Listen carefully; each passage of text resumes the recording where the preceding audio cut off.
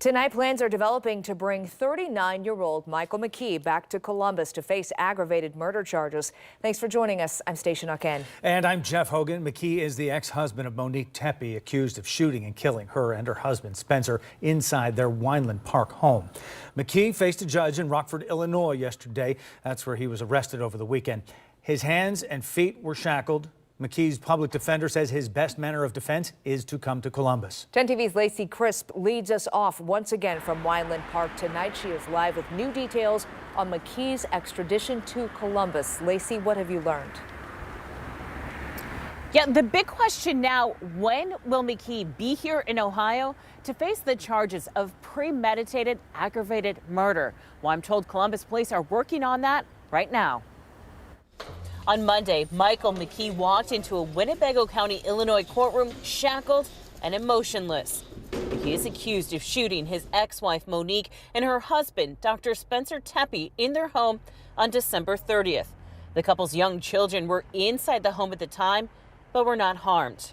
He waived extradition, meaning he is accepting being brought to Franklin County to face charges. And Mr. McKee believes that the most expeditious manner in which he may defend himself against the charges pending in Ohio and to plead not guilty would be to waive his right to an extradition hearing and to have a governor's warrant. We want to get that suspect back into the county as soon as we can so the detectives can continue their work. Some of the finest detectives in the land. I cannot say that enough.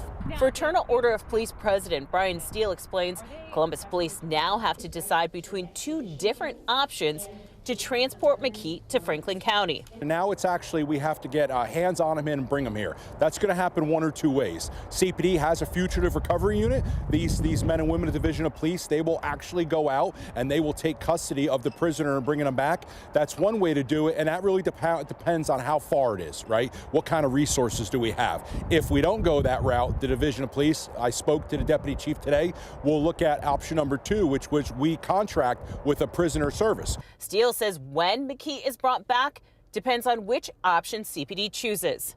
This is a private service that will pick up prisoners and bring them to whatever different jurisdictions they're extradited to. It's my understanding that's the Chief of Police's decision, and she'll make that decision today. What's the timeline?